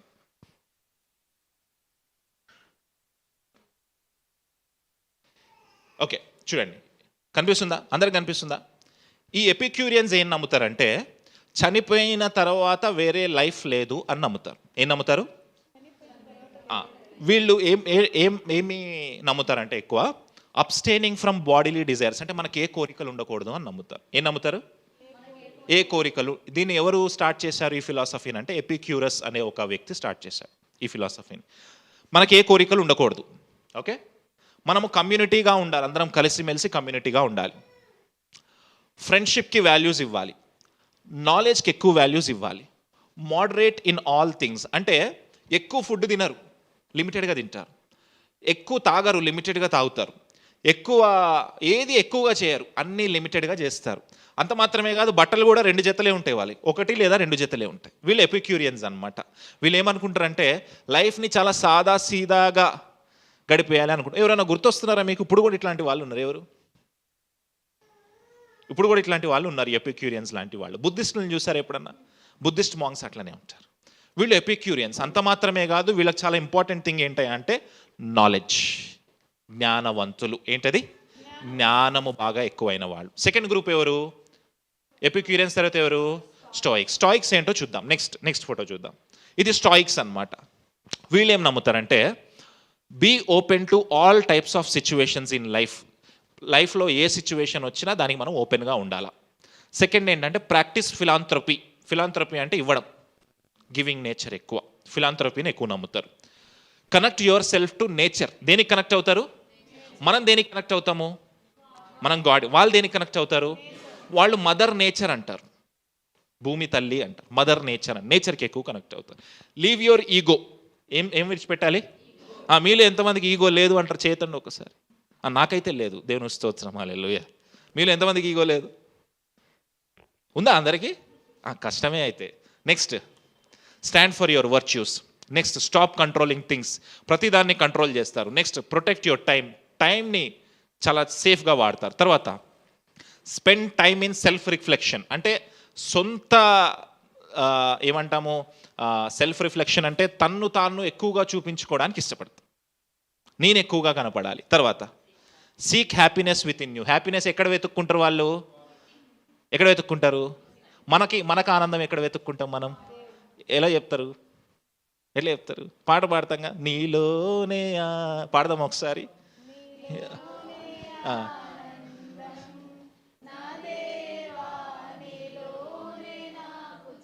ప్రాబ్లం ఏంటంటే మనం పాడతాం కానీ పాటించం. ఎవరిలో ఆనందం మనకి? కానీ పాటించంగా. మనం ఎక్కువ అబద్ధాలు చెప్పాం, అబద్ధాలు పాడతాం, అబద్ధాలు ఎక్కువ పాడతాం మనం. వాళ్ళలో హ్యాపీనెస్ వెతుక్కుంటారు. లాస్ట్ వన్ ఏంటి? ఎక్కువ ఫోకస్డ్గా ఉంటారు. ఇట్లాంటి 2 గ్రూపులు వచ్చాయి ఆయన దగ్గరికి. అంటే ప్రపంచం గురించి అంతా తెలిసిన రామ్ గోపాల్ వర్మలు వచ్చారు. ఒక్కడు కూడా కాదు, ఒక్కని తట్టుకోవడమే కష్టం మనం. కొందరు వీళ్ళకి ఇంకా ఎక్కువ ఏంటంటే నాలెడ్జ్ ఎక్కువ, అంత మాత్రంగా దేవుడు ఇది చాలా డెడ్లీ కాంబినేషన్. ఇప్పుడు రామ్ గోపాల్ వర్మ ఉంటాడు, దేవుడిని నమ్మడు, ఏం పర్లే, మనం లాజికల్గా రీజన్ చేయొచ్చు. ఇప్పుడు రామ్ గోపాల్ వర్మ దేవుడిని నమ్మేవాడయ్యాడనుకో, తట్టుకోగలమా ఆయన అడిగే క్వశ్చన్లు? అట్లాంటిది వీళ్ళు చూడండి 2 గ్రూప్స్ వచ్చాయంట. వచ్చి ఏమన్నారు చూడండి. కొందరు ఈ వదరబోతు చెప్పినది ఏమిటని చెప్పుకునిరి. ఏమన్నారంట? అసలు ఈ పౌలు ఏం చెప్తున్నాడు? పౌలు ఏమందిచ్చారు వాళ్ళు? వదరబోతు. ఇంగ్లీష్లో ఏమనుంది? బ్లాబర్ అనుంది. బ్లాబర్ అంటే ఏంటి? సొల్లు మాటలు చెప్పే వాళ్ళని బ్లాబర్ అంటాం కదా. పౌలుని చూసి ఏమన్నారు? ఆయన చెప్పిన మాటలను ఏమనుకున్నారు? ఏదో సొల్లు మాటలు చెప్తున్నాడు రా వీడు అంటాం కదా మనం ఒకరిని చూసి. అంటే వాళ్ళలో ఏముంది? నాకు జ్ఞానం ఉంది, అథారిటీ ఉంది నాకు. అసలు పౌలు గారు ఎవరు? పరిసయ్యుడు. ఎన్ని పుస్తకాలు చదివాడు? అన్ని పుస్తకాలు చదివాడు. పౌలు గారికి పుస్తకాలు సప్లై చేయలేక చనిపోయేవాడంట. పుస్తకాలు సప్లై చేయలేక చచ్చేవారంట చుట్టుపక్కల ఉన్నవాళ్ళు. అన్ని పుస్తకాలు చదివేవాడంట. ఇప్పుడు ఎవరో ఒక ఆయన చెప్తాను, నేను 2 లక్షల పుస్తకాలు చదివాను. ఎంత నిజమో అది చూడండి. పుస్తకాలు చదివేవాడంట బాగా. పౌలు గారికి గ్రీక్ ఫిలాసఫీ తెలుసు, పౌలు గారికి రోమన్ ఫిలాసఫీ తెలుసు. ఒక కంప్లీట్ నాలెడ్జ్డ్ పర్సన్ పౌలు గారు. మాట్లాడుతుంటే అట్లాంటి పౌల్ని చూసి వాళ్ళు ఏమన్నారంట? ఎవడీడు సొల్లుగాడు సొల్లు మాటలు చెప్తున్నాడు. అంటే వీళ్ళు ఎంత నాలెడ్జ్డ్ పర్సన్స్ అయి ఉంటారు చూడండి. పౌలు గారిని ఏంటి వదలబోతే చెప్పే మాటలు అన్నారు. తర్వాత ఏం జరిగింది చూద్దాం. అతను యేసును గూర్చి పునరుత్థానమును గూర్చి ప్రకటించెను గనుక మరికొందరు వీడు అన్య దేవతలను ప్రచురించుచున్నాడని చెప్పుకొనిరి. అంతట వారు అతని వెంట పెట్టుకొని అరేయోపాగు అనే ఒక సభ యొద్దకు తీసుకొని పోయారు. వీళ్ళిద్దరు ఈ గ్రూప్స్ ఏం చేశారంట? ఏం చేస్తున్నాడు, ఏం మాట్లాడుతున్నాడు అనగానే పక్కన ఉన్న వాళ్ళు ఏం చెప్పారంట? ఇతను ఏదో వేరే దేవుణ్ణి చెప్తున్నారు అన్నట్టు. వాళ్ళ దగ్గర ఆల్రెడీ ఎంతమంది దేవుళ్ళు ఉన్నారు? 30. ఇంకో దేవుడు గురించి ఆలోచిస్తున్నారు ఇప్పుడు వాళ్ళు. అంటే వాళ్ళు ఏం నమ్ముతారు? ఇంకో దేవుడు ఉన్నారని నమ్ముతున్నారా? విచిత్రంగా ఉంటుంది. ముందుకు వెళ్తే ఒక అద్భుతమైన మాట ఉంటుంది, చెప్తాను మీకు. వాళ్ళు ఏం చేశారంటే ఆయనను తీసుకొని అరియోపాగ్ అనే ప్లేస్కి తీసుకొని వెళ్ళారు. చూద్దాం, నెక్స్ట్ ఫోటో చూద్దాం. ఆగండి. అరియోపాగస్ అనే ప్లేస్, ఇదే ఆ ప్లేస్. ఇది ఆమె టెంపుల్, గుర్తుందా? పార్థెనాన్. దానికి ముందే ఒక కొండ ఉంది, దాన్ని అరియోపేగిస్ అంటారు, లేదా అరియోపేగస్ అంటారు. ఆ కొండని ఆ పేరు ఎలా వచ్చిందంటే ఏరీస్ అనే ఒక దేవుడు ఉన్నాడు, ఆ దేవుడి పేరు మీద పెట్టుకున్నారు పేరు. ఆ కొండని మార్స్ హిల్ అని కూడా అంటారు. ఏమంటారు? రోమన్స్ మార్స్ అని పిలుచుకుంటారు అదే దేవుడిని. గ్రీక్స్ ఎరియోపాగస్ అని పిలుస్తారు. ఏరీస్ అనే దేవుడి మీద ఆ పేరుని పెట్టుకున్నారు. ఓకే. గ్రీసు దేశం నుంచి ఒక గొప్ప వ్యక్తి వచ్చాడు. ఎవరికైనా తెలుసా? ఎవరైనా చెప్తారా? హిస్టరీ తెలిసిన వాళ్ళకి బాగా తెలుస్తుంది. ఈ గ్రీస్ మాసిడోనియా నుంచి ఒక గొప్ప వ్యక్తి వచ్చాడు. Okay, Aristotle, Plato, Socrates. Okay, ఒక పెద్ద కింగ్ వచ్చాడు. ఎగ్జాక్ట్లీ అలెగ్జాండర్ ది గ్రేట్ వచ్చాడు. చూడండి, అలెగ్జాండర్ ది గ్రేట్ వచ్చిన ప్లేస్లో జరుగుతూ ఉన్న విషయాలు ఇవన్నీ. అలెగ్జాండర్ ది గ్రేట్ వేసిన రోడ్లు ఇప్పటికీ ఉన్నాయంట. విచిత్రమైన విషయం ఏంటంటే అలెగ్జాండర్ ది గ్రేట్ వేసిన రోడ్ల మీద యేసుక్రీస్తు వారు నడుచుకుంటూ, అపోస్తులు నడుచుకుంటూ వెళ్ళి సువార్త చెప్పారంట. హల్లెలూయా. రోడ్డు వేసింది ఎవరు? సొమ్మొక్కడిది. రోడ్డు అలెగ్జాండర్ వేసాడు, దేవుడు ఆ రోడ్డును వాడుకున్నాడు. హల్లెలూయా. రోడ్లు ప్రభుత్వాలే వేస్తాయి, మనం వీధి సువార్త చెప్పుకుంటూ వెళ్ళిపోదుము గాక. ఆమేన్. గట్టిగా ఆమేన్ చెప్దాం. చూడండి, ఆ కొండకు వాళ్ళు ఎవరో పేరు పెట్టుకున్నారు. అక్కడికి తీసుకెళ్లారు పౌలు గారిని.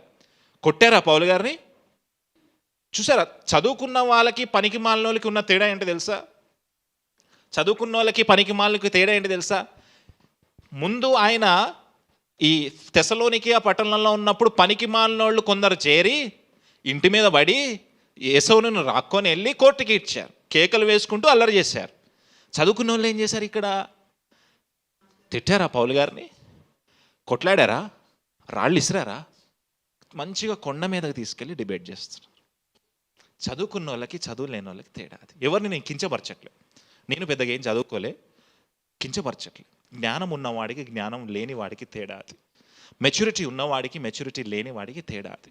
మెచ్యూరిటీ ఉన్నవాడు ఎప్పుడు తర్కం చేయాలనుకున్నాడు, డైలాగ్ చేయాలనుకున్నాడు, కొట్టడు, తిట్టాడు. ఏం చేశాడు చూడండి, వాళ్ళు ఏం చేశారు చూడండి, వెంట పెట్టుకొని పోయి నీవు చేయుచున్న ఈ నూతన బోధ నీవు చేయుచున్న ఈ ఎట్టిదో నూతన బోధ ఎట్టిదో మేము తెలుసుకొని వచ్చిన కొన్ని కొత్త సంగతులు మా చెవులకు వినిపించుచున్నావు గనుక వీటి భావమేమో మేము తెలుసుకున్న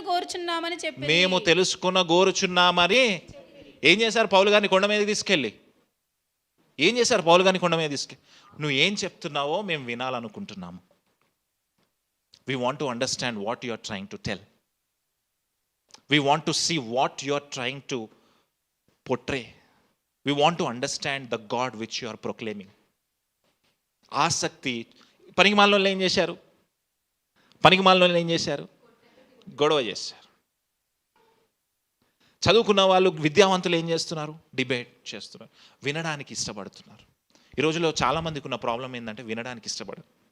లిజనింగ్ స్పిరిట్ లేదు, సేవకుల్లోనే లేదు, చాలామందిలో వినడానికి ఇష్టపడట్లేదు. వాళ్ళు వినడానికి ఇష్టపడతారు. 21వ వచనం చదువుదాం. ఏతెన్సు వారందరును అక్కడ నివసించే పరదేశులను ఏదో ఒక క్రొత్త సంగతి చెప్పుటయందును వినుటయందును మాత్రమే తమ కాలపు గడుపుచుండువారు పౌలు అరేయోపాగు మధ్య నిలిచి చెప్పినదేమనగా ఏతెన్సు వారు వాళ్ళు అడిగారంట, నువ్వేం చెప్తున్నావో మాకు ఎక్స్ప్లెయిన్ చేయి, మేము అర్థం చేసుకోవడానికి ట్రై చేస్తాం. వెంటనే ఆపర్చునిటీ దొరికింది. పౌలు గారు నిలబడి టీచ్ చేయడం, ప్రీచ్ చేయడం స్టార్ట్ చేశారు. ఏతెన్సు వారులారా, మీరు సమస్త విషయములలో అతి దేవతాభక్తి గలవారై ఉన్నట్టు నాకు కనబడుచున్నది. తిట్టాడా వాళ్ళ దేవుళ్ళని, వాళ్ళ దేవతలను తిట్టాడా? తిట్టలే. ఏమన్నా తెలుసా? మీరు మంచి భక్తి కలిగి ఉన్నారని సాక్ష్యం ఇస్తున్నాడు. ఎప్పుడు లాస్ట్ టైం మీ హిందూ ఫ్రెండ్స్కి నీ విశ్వాసం చాలా గొప్పది అని చెప్పారు? పొద్దున్నే లేచి తెల్లవారుజామున చలికాలంలో వాళ్ళు లేచి అయ్యప్ప స్వామి మాలలు వేసుకొని దీక్ష చలినీళ్ళతో స్నానం చేస్తారు కదా, మనం చేయగలదుమా? ఎప్పుడని చెప్పారా నీ విశ్వాసం చాలా గొప్పది? ముస్లింలు చక్కగా 30 డేస్ ఫాస్టింగ్ చేస్తారు, రేపు రంజాన్ ఉంది కదా. ఎప్పుడన్నా చెప్పారా నీ విశ్వాసము నా విశ్వాసం ఒకటి కాకపోవచ్చు, కానీ నీ విశ్వాసం చాలా గొప్పది? Did you try to take opportunity? పౌలు గారు ఏమన్నాడు తెలుసా? మీకు 30,000 విగ్రహాలు ఉన్నాయి, ఇవన్నీ దయ్యాలు, అవి తిట్టలే. మీ భక్తి చాలా గొప్పది అని సాక్ష్యం చెప్తున్నాడు. హల్లెలూయా. చెప్పే స్థితిలో ఉన్నామా? ముందుకు వెళ్ళాక చూడండి, అద్భుతమైన మాట. 23వ వచనం చూడండి. నేను సంచరించుచు మీ దేవతా ప్రతిమలను చూచుచుండగా ఒక బలిపీఠము నాకు కనబడెను. అంటే పౌలు గారు వాళ్ళతో మాట్లాడక ముందే ఆ ప్రాంతానికి వెళ్ళంగానే రెక్కి చేసుకున్నాడు. మొత్తం ఏరియా అంతా సర్వేలెన్స్ చేశాడు. నాకు ఒకవేళ గాస్పల్ ఆపర్చునిటీ వస్తే నేను ఏ ఆపర్చునిటీ ద్వారా వాళ్ళతో మాట్లాడొచ్చు అనేది ముందే రెడీగా పెట్టుకున్నాడు ఆయన. ఓకే, ఏం చూశాడంట? సంచరించుచున్నప్పుడు బలిపీఠము నాకు కనబడెను, దాని మీద తెలియబడని దేవునికి అని ఏం దేవుడు అంట? అది పేరు లేని దేవుడు. ఏ దేవుడు? 30,000 ఉన్నాయి, వాటికి పేర్లు పెట్టారు. అమ్మా 30,000 ఉన్నాయి కదా, పేర్లు ఉన్నాయి కదా, అమ్మో తెలియని దేవుడు కూడా ఉన్నారేమో. ఇది కూడా ఎట్లా వచ్చిందంటే, పౌలు గారు అక్కడికి రాకముందు 600 సంవత్సరాల క్రితం వాళ్ళకు ఒక తెగులు వచ్చింది. అందరూ చనిపోతుంటే ఎపిడమీస్ అనే ఒక స్కాలర్ ఏం చేశాడంటే, అతని ఇంట్లో ఉన్న మేకల్ని, గొర్రెల్ని విడిచిపెట్టాడు. ఆ గొర్రెలన్నీ ఏ విగ్రహం దగ్గరికి వెళ్ళి ఆగితే ఆ విగ్రహం దగ్గర వాటిని బలిచ్చేవాడు. ఏ విగ్రహం దగ్గర ఆగకపోతే ఆయన ఛాన్స్ తీసుకోవడానికి ఇష్టపడలే. అమ్మో మనం 30,000 దేవతల్ని, దేవుళ్ళని కనుక్కున్నాం, ఆ 30,000 కాకుండా ఇంకెవరో ఉన్నారేమో. అందుకే వాటికి తెలియబడని దేవుడు, అన్నోన్ గాడ్. ఈ దేవుడు ఎవరో మాకు తెలియదు, అన్నోన్ గాడ్. చూడండి, నెక్స్ట్ ఫోటో చూద్దాం. బలిపీఠం ఉంటుంది, నెక్స్ట్ ఫోటో చూద్దాం. ఇది అన్నోన్ గాడ్ బలిపీఠం. తెలిసిన దేవుళ్ళు 30,000 మంది, తెలియని దేవుడికి కూడా ఛాన్స్ తీసుకోదలుచుకోలే ఆయన. Is not taking chance. ఎపిడమిస్ గారు తెలియని దేవుడికి కూడా ఒక బలిపీఠం కట్టేశాడు ఆయన. తెలియని దేవుడికి కూడా వాళ్ళు ఛాన్స్ తీసుకోదలుచుకోలే. ఒక బలిపీఠం కట్టేసి అక్కడ మేకలను, గొర్రెలను వాళ్ళు ఇచ్చారు. ఆ బలిపీఠం ఇప్పటికీ అలాగే ఉంది. మీరు ఎథెన్స్కి వెళ్ళినప్పుడు ఆ మ్యూజియంలో ఇంకా అలాగే ఉంది ఆ బలిపీఠం. ఇప్పుడు పౌలు గారు అన్నీ చూశాడు, విగ్రహాలన్నీ చూశాడు. చూసిన తర్వాత ఈ బలిపీఠం కనిపించింది ఆయనకి. ఇదేదో వెరైటీగా ఉంది, ఏందబ్బా అని రీసెర్చ్ చేశాడు. చేస్తే ఇది తెలియని దేవుడికి కట్టిన బలిపీఠము. ఇప్పుడు పౌలు గారు ఏం చేస్తున్నాడు తెలుసా? ఫస్ట్ గుర్తుందా? పౌలు గారు ఫస్ట్ ఎక్కడికి వెళ్ళేవాడు? సమాజ మందిరాల్లోకి వెళ్ళి ఏం తీసేవాడు? ఫస్ట్ ఓపెన్ చేసేవాడు బైబిల్.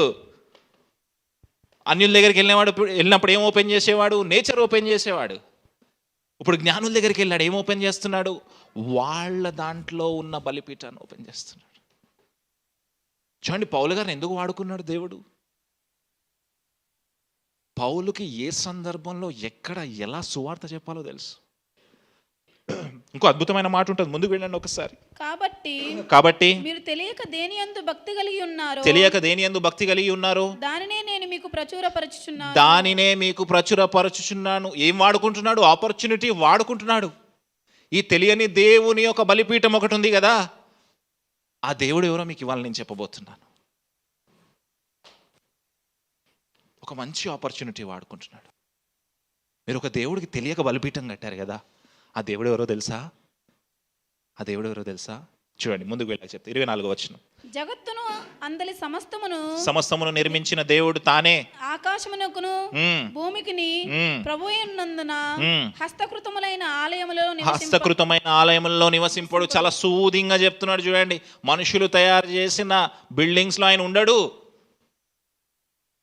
ఈ జగత్తును తయారు చేసింది ఎవరు? ఆయనే. ఎందుకు చెప్తున్నాడు ఆ మాట? వాళ్ళు పిల్లికొక దేవుడు, మేకకొక దేవుడు, ఎలకకొక దేవుడు, ప్రతిదానికి ఒక దేవుని 30,000 తయారు చేసుకున్నారు. తయారు చేసిన తర్వాత ఆయన ఏం చెప్తున్నాడు? మదర్ నేచర్కి ఒక దేవుడు, ఎర్త్కి ఒక దేవుడు, ప్లూటోకి ఒక దేవుడు.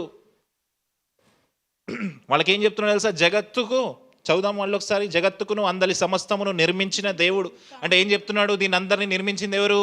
ఈ భూమిని నిర్మించింది ఎవరు? నా రాజు, మై కింగ్ చెప్తున్నాడు ఆయన. తర్వాత వచనం. ఆయన అందరికిని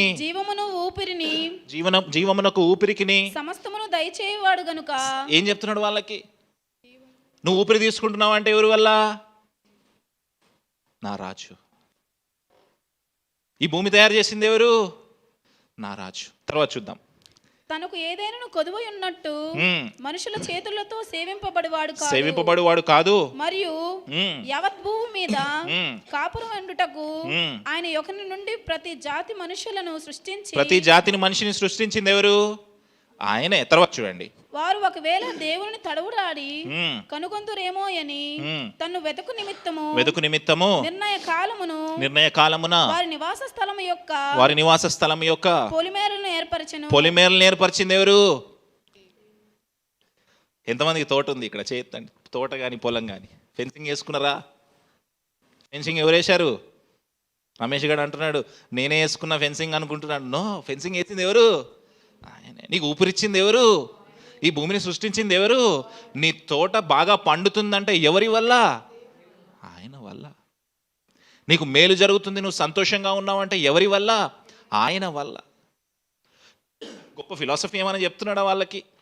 పెద్ద పెద్ద విషయాలు ఏమైనా చెప్తున్నాడా? లేదు. చూడండి ముందుకు వెళ్దాం. ఆయన మనలో ఎవనికిని దూరముగా ఉండువాడు కాదు. మనం ఆయన యందు బ్రతుకుచున్నాము, చలించుచున్నాము, ఉనికి కలిగి ఉన్నాము. అటువలే మనం ఆయన సంతానమని మీ కవీశ్వరులలో కొంతమంది చెప్తున్నాడు. అద్భుతమైన మాట చూడండి ఒకసారి. ఆయన ఏమంటాడు తెలుసా? మనము ఆయన దేవుని సంతానమని మీ కవులలో కొంతమంది చెప్పారు. గుర్తుందా? ఎవరిని కోట్ చేస్తున్నాడు ఇప్పుడు? వాళ్ళ కవులలో వాళ్ళని కోట్ చేస్తున్నాడు. అంటే పౌలు గారికి ఏం తెలుసు?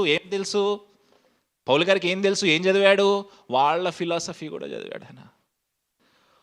వాళ్ళ కవులు రాసిన కవిత్వాలు కూడా చదివాడు. వాళ్ళ కవులు రాసిన, మీ కవి ఉన్నాడు కదా పలానా కవి, ఆ కవి చెప్పింది కూడా ఇదేనయ్యా అంటారు. ఆ కవి చెప్పింది కూడా ఇదేనయ్యా. ఎన్ని పుస్తకాలు చదువుంటాడు పౌలు గారు?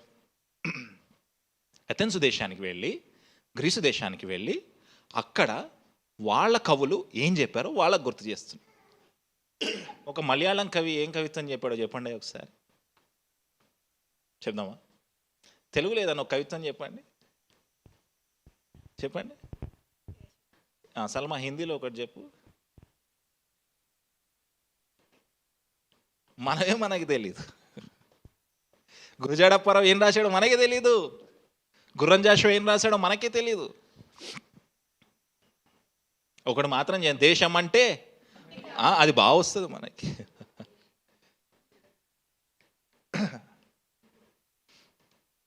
శ్రీశ్రీ గారు ఏం రాశారో తెలియదు. దేనికి పనికిరాని ముసలోళ్ళారా చచ్చిపోండి అన్నాడు. ముసలోళ్ళు అంటే ముసలోళ్ళని చచ్చిపోమనలే, ఏ పని పాటలు చేయకుండా ఖాళీగా ఉండి దేశం మీద పడి బతికే వాళ్ళు సావండి మీరు, మీ వల్ల ఏం ఉపయోగం లేదన్నాడు. సలసల రక్తం ఉడికే యవనస్తుల్ని లెగాలి, వాళ్ళు దేశాన్ని బాగు చేయాలన్నాడు.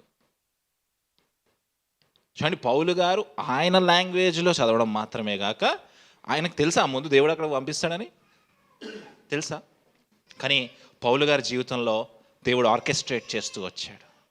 తమ్ముడు, చెల్లి, నువ్వు ఈరోజు ఏదన్నా ఒక ఫిలాసఫీ చదువుతున్నావా, ఒక బుక్ చదువుతున్నావా, అది నువ్వు చదువుతున్నావు కాదు. ఈరోజు ఆ బుక్ నీతో దేవుడు చదివిస్తున్నాడంటే ఆ బుక్ ద్వారా ఆయన నిన్నెక్కడో వాడుకోబోతా ఉన్నాడు. హల్లెలూయా. ఈరోజు నువ్వు ఈ పుస్తకాన్ని ఇక్కడ చదువుతున్నావు అంటే ఈ పుస్తకం ద్వారా ఆయన నిన్ను ఎక్కడో వాడుకోబోతా ఉన్నాడు. హల్లెలూయా. పౌలు గారు బహుశా ఆ కవి చెప్పిన మాట ఎప్పుడు చదివాడో, మనకు లాస్ట్ వీక్ చెప్పిన ఫ్రైడే చెప్పిన వాక్యం గుర్తులేదా? శ్రమలలో ఆనందం అన్నారు అడగంగానే, గుర్తుందా లాస్ట్ వీక్ వాక్యం? చూడండి, పౌలు గారు అంత he is well talented and well equipped. ఈరోజు సంఘాల్లో ఉన్న ప్రాబ్లం ఏంటి తెలుసా? సంఘము వాక్యము ద్వారా ఎక్విప్ చేయట్లేదు. Churches are not equipping their believers వాక్యము ద్వారా ఎక్విప్ అవ్వట్లేదు. అలాగ మనం ఉండకూడదు. చెప్పండి, గట్టిగా చెప్పాలి, గట్టిగా చెప్పండి, ఇంకా గట్టిగా చెప్పాలి. ప్రభువా గాడ్ ప్లీజ్ ఎక్విప్ us అనండి. వాక్యం చెప్తే చర్చికి ఎవడు రాడయ్యా, ఎవడు రాడు. వాక్యం చెప్తే ఎవరు రారు. ఇప్పుడు ఈ 10 మందిని లైన్లో నిలబెట్టి టచ్ అని కొట్టాను అనుకోండి ఇక్కడ నుంచి అక్కడికి, వెంటనే next week church hall fill అయిపోతుంది. హల్లెలూయా, హల్లెలూయా అంటున్నారు చూడండి. కళ్ళు మూసుకొని సోదరుడు రమేష్ ఏదో కష్టంలో ఉన్నాడు, పైకి లేగు అనగానే రమేష్ గారు లేచాడు అనుకోండి, వెనకాల నుంచి మహేష్ లాంటి కీబోర్డ్ ప్లేయర్లు టక టక టక కొడుతూనే ఉంటారు. దాన్ని కట్ చేసుకొని వేసాను అనుకో యూట్యూబ్లో, సెన్సేషనల్. ఇక ఈ హాల్ సరిపోదు ఇక మనకి. వాక్యానికి ఆడియన్స్ లేరు, జ్ఞానానికి ఆడియన్స్ లేరు. వర్షిప్ బాగా చేస్తే వెళ్తున్నారు చాలామంది చర్చ్కి, వర్షిప్ బాగుంటే వెళ్తున్నారు చాలామంది. డబ్బులు అడిగే వాళ్ళ సంఘాలకి ఎక్కువ వెళ్తారు జనాలు, డబ్బులు అడిగే వాళ్ళ సంఘానికి ఎక్కువ వెళ్తారు. వాక్యానికి ఆడియన్స్ లేరు. అలాగ మనం ఉండడానికి వీల్లేదు. చెప్పండి, గట్టిగా చెప్పండి. దేవుడు మనందరినీ తప్పించి చక్కటి వాక్యం కలిగిన స్థానంలో పెట్టాడు కదా. హల్లెలూయా. ఇది నేను గర్వించడానికి కాదు, మన చర్చ్ గర్వించడానికి కాదు, దేవుడు మహిమ పొందును గాక. ముందుకు వెళ్దాం. కవీశ్వరుల్లో చెప్పుచున్నారు 29వ వచనం, 30వ వచనం, సారీ 29. చదవండి. కాబట్టి మనము దేవుని సంతానమై ఉండి మనుషుల చమత్కారపు కల్పనల వలన మలచబడిన బంగారమునైనను వెండినైనను రాతినైనను దేవత్వం పోలి ఉన్నదని తలంపకూడదు. ఎంత చక్కగా చెప్తున్నాడు చూడండి, ఎంత సూదింగా చెప్తున్నాడు చూడండి. ఈ మధ్యకాలంలో చిన్నపిల్లలు డాక్టర్లు ఈ వీడియోలు వస్తున్నాయి. మాకు చిన్నప్పుడు ఇంత పెద్ద వేసేది ఒక ఇంజెక్షన్, డాక్టర్ని చూస్తే అరిసేది మేము. ఇప్పుడు డాక్టర్ వీడియోస్ చూస్తున్నాం, ఆరిఫ్ డాక్టర్ గారు ఉంటారు, తెలియకుండా టక్ టక్ టక్ మని వేసేస్తాడు. చాలా సూదింగ్గా ఇంజెక్షన్, సూదింగ్గా స్లో పాయిజన్ వేస్తాడు. మొన్న ఆరి రోనన్ బాబుని నిన్న కటింగ్కి తీసుకెళ్తే బ్యా అని ఏడ్చాడు. ఇప్పుడు కూడా వాక్యం స్టార్ట్ కాగానే అల్లరి చేస్తాడు చూడండి. చాలా సూదింగ్గా చెప్తున్నాడు. మనం తలంచకూడదు. 30వ వచనం, ఆ అజ్ఞాన కాలములను దేవుడు చూచి చూడనట్టుగా ఉండెను. ఇప్పుడైతే అంతటను అందరూ మారు మనసు పొందవలనని మనుషులను ఆజ్ఞాపించుచున్నారు. మీరు ఇంతవరకు చేస్తున్న విషయాన్ని దేవుడు చూసి చూడనట్టుగా విడిచిపెడుతున్నాడు. ఇన్ని విగ్రహాలు చేసుకున్నారు, మీ ఆధ్యాత్మిక చింతనలు ఏవేవో వెతుక్కుంటూ వెళ్ళారు. ముఖ్యంగా భారతదేశ ప్రజలకి ఆధ్యాత్మిక చింతన బాగా ఎక్కువ. దేవుడు ఎక్కడున్నాడు అని వెతికే చింతన బాగా ఎక్కువ. అందుకే భారతదేశంలో ఋషులు మునులుగా మారి పైన హిమాలయాలకు వెళ్ళి తపస్సు చేస్తూ దేవుడి కోసం వెతుకుతూ ఉంటారు. యేసుక్రీస్తు చనిపోయిన తర్వాత యేసుక్రీస్తు శిష్యుల రూపంలో, అపోస్తుల రూపంలో ఎవరైతే ఈ మునిపుంగవులు తపస్సు చేస్తున్నారో వాళ్ళ దగ్గరికి కొందరు వచ్చారు. వాళ్ళు దేనికోసం తపస్సు చేస్తున్నారు? దేవుడి కోసం, మోక్షం కోసం. వాళ్ళు వచ్చి ఏం చెప్పారు తెలుసా? అయ్యా మీరు వెతుకుతున్న మోక్షం ఇదే, అయ్యా మీరు వెతుకుతున్న దేవుడు ఇతనే అని సాక్ష్యము చెప్పారు. అందుకే భారతదేశంలో మొట్టమొదట క్రైస్తవులు బ్రాహ్మణులు. హల్లెలూయా. ఎవరైతే మోక్షం కోసం ఎదురు చూస్తున్నారు. పౌలు గారు అదే సువార్త చెప్తున్నారు చూడండి. మీరు వెతుకుతున్న దేవుడిదే. ఒక బలిపీఠం కట్టారు కదా, అన్నోన్ గాడ్ అని. ఆ బలిపీఠం ఇదే. చాలామంది అనొచ్చు పౌలు గారు అదేంటి అక్కడ నించోని అన్య దేవతల దగ్గర నించోని ఈ మాటలు మాట్లాడడం తప్పుగా అనుకోవచ్చేమో, ఆ రోజు నిందించొచ్చేమో, పౌలు గారి మెథడాలజీని తప్పు పడ్డొచ్చేమో. కానీ అద్భుతమైన కార్యం జరుగుతుంది. ముందుకు వెళ్ళాక చూద్దాం. 31వ వచనం. ఎందుకనగా తాను నియమించిన మనుషుని చేత నీతిని అనుసరించి భూలోకమునకు తీర్పు తీర్చబోయేడి యొక్క దినమున నిర్ణయించి ఉన్నాడు. మృతుల్లో నుండి ఆయనను లేపినందున దీని నమ్ముటకు అందరికీ ఆధారమునకు లాస్ట్కి ఎక్కడ తీసుకొచ్చాడు ప్రసంగాన్ని? దేవుడి పేరు చెప్పాడా? రాజు అన్నాడా? అనలే. ఎందుకు రాజు అనకుండా జాగ్రత్త పడ్డాడు? రాజు అంటే తీసుకెళ్ళి జైల్లో పెడుతున్నాడు. పౌలు గారు ఒక విషయం అర్థమైంది. రాజు పేరెత్తితే జైల్లో పెడుతున్నారు కాబట్టి నేను రాజ్యాన్ని ప్రకటిస్తా. హల్లెలూయా. Because I'm taking the name of king they are persecuting me, now I will preach about the Kingdom of God అన్నాడు. హల్లెలూయా. రాజు పేరు చెప్తే కొడుతున్నారు, అందుకే రాజ్యాన్ని ప్రకటిస్తా. రాజు పేరు చెప్తే జైల్లో వేస్తున్నారు, అందుకే దేవుని రాజ్యాన్ని ప్రకటిస్తా.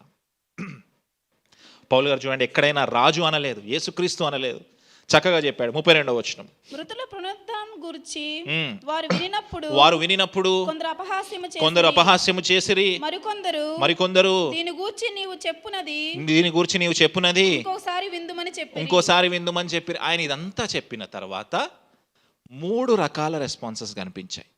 ఎన్ని రెస్పాన్సెస్? ఫస్ట్ రెస్పాన్స్ ఏంటి? కొందరు అపహాస్యం చేశారు. సెకండ్ గ్రూప్ ఏం చేశారు? ఇంకోసారి వింటాం. We will try to listen to you again. ఇప్పుడు వరకు నువ్వు చెప్పింది నాకు అర్థం కాలేదు, నేను యాక్సెప్ట్ చేయట్లేదు, నేను మళ్ళీ వింటాను. మూడో గ్రూప్ ఏంటి చూద్దాం. అలాగుండగా పౌలు వారి మధ్యలో నుండి వెళ్ళిపోయాను. 44వ వచనం అందరం కలిసి చదువుదాం, గట్టిగా చదువుదాం. అయితే కొందరు మనుష్యులు అతన్ని హత్తుకొని విశ్వసించిరి. హల్లెలూయా. ఇంకా గట్టిగా చెప్దామా? 3 రెస్పాన్సెస్ కనిపించాయి. మొదటి రెస్పాన్స్ అపహాస్యం చేశారు. రెండో రెస్పాన్స్ మళ్ళీ వింటామన్నారు. మూడో రెస్పాన్స్ అతన్ని హత్తుకొని. మొన్న చెప్పాను కదా, ఒక సీక్రెట్ గ్రూప్ దగ్గరికి వెళ్ళాను. మొత్తం అందరు బ్రాహ్మిన్సే. వాళ్ళకి పరిచర్య చేసిన తర్వాత వాళ్ళు ముట్టుకోవడానికి కూడా కొన్ని సందర్భాల్లో మడి అంటారు, ఆచారం అంటారు. వాక్యం అంతా చెప్పి చివర్లో తెలుగు స్టేట్స్లో ఉన్న ఒక గొప్ప ప్రవచనకారుడి యొక్క తమ్ముడి కొడుకు, ఓన్ బ్రదర్ కొడుకు, తెలుగు స్టేట్స్లో ఒక గొప్ప ప్రవచనకారుడి యొక్క తమ్ముడి కొడుకు వచ్చి హగ్ చేసుకొని థ్యాంక్ యూ చెప్పాడు. హల్లెలూయా. ఇది మన ఘనత కాదు, దేవునికి ఒక్కటే ఘనత. హల్లెలూయా. చూడండి, పౌల్ని హత్తుకొని. ఇంతకుముందు పౌలు గారిని ఏమన్నారు వాళ్ళు? బ్లాబర్ అన్నారు. చూడండి, ఏ నోరైతే పౌలు గారిని బ్లాబర్ అందో ఆ నోరే పౌలు గురించి సాక్ష్యం చెప్తుంది. హల్లెలూయా. ఏ నోరైతే నీ గురించి అవమానంగా మాట్లాడిందో ఆ నోరే నీ గురించి సాక్ష్యము చెప్పును గాక. ఏ చెయ్యి అయితే నీ మీదకి రేపబడిందో ఆ చెయ్యి నిన్ను దీవించును గాక. దేవుడు మాట్లాడుతాను. తర్వాత చదువుదాం. వారిలో అరెయోపగీతుడైన దియోసినియు దమరి ఒక స్త్రీయు వీరితో కూడా మరికొందరు ఉండరు. హల్లెలూయా. చూడండి, మొదటి ప్రయాణం ఎక్కడ మొదలైంది? 16వ అధ్యాయంలో ఫిలిప్పీ. ఎక్కడికి వచ్చాడు? తెస్సలోనికి వచ్చాడు. తెస్సలోనికి నుంచి ఎక్కడికి వెళ్ళాడు? బెరయాకి వెళ్ళాడు. బెరయా నుంచి ఎక్కడికి వెళ్ళాడు? మనం ఏదో చదివేసుకుంటున్నాం కదా, 1 అవర్లో చెప్పేసుకున్నాం అంతా. జస్ట్ ఇమాజిన్ పౌలు గారు what he is going through this journey.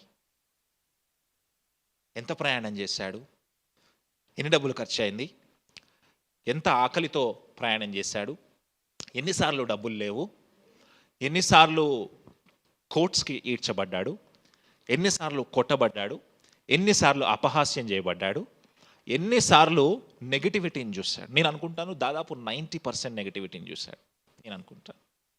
కానీ ప్యాషన్ని ఏమైనా చేయగలిగిందా? అది ఆ నెగిటివిటీ ప్యాషన్ని ఏమైనా చేయగలిగిందా? చేయలేకపోయింది. లాస్ట్ వీక్లో మనం చూస్తా ఉన్నాం, మనందరికి ఇష్టమైన సేవకుడు మన మధ్యలోంచి వెళ్ళిపోయాడు. అన్న మన మధ్యలోంచి వెళ్ళిపోయాడు. అన్న వెళ్ళిపోయిన తర్వాత అందరూ నాకు ఫోన్ చేసి చెప్పేది ఏంటి అంటే, దాదాపు ఒక 100 మంది ఫోన్ చేశారు. అందరు చెప్పింది ఏంటంటే, నువ్వు జాగ్రత్త, నువ్వు జాగ్రత్త, ఎందుకు చెప్తున్నారు జాగ్రత్త? ఎందుకు చెప్పాలి జాగ్రత్త? ఒక తమ్ముడు ఫోన్ చేశాడు, ఏడుస్తున్నాడు. అన్న, అంత పెద్ద వ్యక్తికే అది జరిగితే మన పరిస్థితి ఏంటా అన్న అన్నాడు. ఎందుకు ఏడుస్తున్నావు నిరీక్షణ లేని వాడి వల్లే? ఒక్కసారి దీన్ని పట్టుకొని సేవకుడుగా వచ్చావంటే చావు కోసమే వచ్చావు. హల్లెలూయా. మళ్ళీ ఇప్పుడు ఏడవడం ఏంటి? ఒకసారి కత్తి పట్టుకొని యుద్ధంలో తిరిగిన తర్వాత ఏడుస్తూ కూర్చుంటావా? ఒక్కసారి గన్ను పట్టుకొని సైన్యంలోకి వెళ్ళిన తర్వాత ఏడుస్తూ కూర్చుంటావా? మమ్మీ గుర్తొస్తుంది, డాడీ గుర్తొస్తుందని ఇంటికి వెళ్ళిపోతావా? నో. భయపడతావా? నో. ఎంత నెగిటివిటీ వచ్చినా, ఎంత అవమానం వచ్చినా మనము యుద్ధము చేద్దుము గాక. గట్టిగా చెప్పండి, గట్టిగా చెప్పండి. మనమందరము యుద్ధము చేద్దుము గాక అనండి. వావ్ చర్చ్ యుద్ధము చేయను గాక, దేవుని కోసం యుద్ధము చేయను గాక. అట్టి కృపా ధన్యత దేవుడు మనందరికీ అనుగ్రహించును గాక. ఆమేన్. దేవుడి వాక్యాన్ని దీవించును గాక. ఆమేన్. విషయాలు వచ్చి ప్రభు బల్లోకి నడిపిస్తాడు.